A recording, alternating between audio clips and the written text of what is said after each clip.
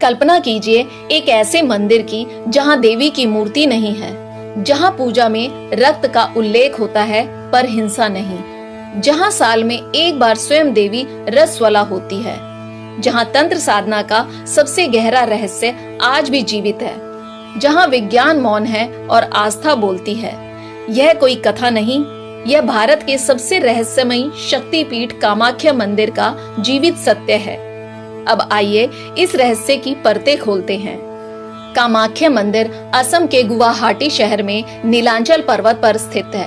ब्रह्मपुत्र नदी के तट पर बसे इस मंदिर को केवल एक धार्मिक स्थल कहना बहुत छोटा शब्द होगा, क्योंकि यह स्थान आस्था, तंत्र, शक्ति और स्त्री चेतना का केंद्र है। यह मंदिर उन गिने चुने स्थलों में से है जहां देवी को मां नहीं बल्कि स्त्री शक्ति के रूप में पूजा जाता है। कहानी शुरू होती है सती से, दक्ष प्रजापति की पुत्री सती, जिन्होंने अपने पिता के यज्ञ में अपने पति भगवान शिव का अपमान सहन न कर आत्मदाह कर लिया। जब शिव को यह ज्ञात हुआ तो वे सती के जले हुए शरीर को लेकर तांडव करने लगे। ब्रह्मांड डगमगाने लगा। तब भगवान विष्णु ने अपने सुदर्शन चक्र से सती के शरीर के 51 टुकड़े किए ताकि शिव का क्रोध शांत हो सके। जहां जहां ये अंग गिरे वे स्थान शक्तिपीठ कहलाए। मान्यता है कि सती का योनि भाग जिस स्थान पर गिरा वही स्थान बना कामाख्या शक्ति पीठ, और यहीं से यह मंदिर पूरे विश्व में अलग पहचान रखता है। यह मंदिर जीवन के उस सत्य को स्वीकार करता है जिसे समाज अक्सर छुपाता है, स्त्री का रसवला होना। कामाख्या मंदिर में देवी की कोई मूर्ति नहीं है।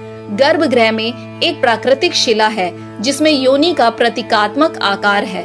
उस शिला से हमेशा जल की एक धारा बहती रहती है। भक्त मानते हैं कि यह देवी की जीवंत उपस्थिति का प्रमाण है। सबसे रहस्यमयी पर्व है अंबुबाची मेला। हर वर्ष आषाढ़ मास में 3 दिन तक मंदिर के कपाट बंद कर दिए जाते हैं। मान्यता है कि इन दिनों देवी कामाख्या रसवला होती है। इन 3 दिनों में न तो पूजा होती है, न ही देवी को स्पर्श किया जाता है। चौथे दिन मंदिर खुलता है और भक्तों को प्रसाद के रूप में लाल रंग का वस्त्र दिया जाता है, जिसे देवी का रसवला वस्त्र माना जाता है। सोचिए, जिस बात को समाज अशुद्ध मानता है उसी को यहाँ देवी का पर्व बनाकर मनाया जाता है। यह मंदिर स्त्री शरीर को अपवित्र नहीं बल्कि सृजन का स्रोत मानता है। कामाख्या मंदिर तंत्र साधना का सबसे बड़ा केंद्र भी माना जाता है। यहाँ अघोरी, तांत्रिक, साधु, सिद्ध सभी आते हैं। कहा जाता है कि आधी रात को यहाँ ऐसी साधनाएं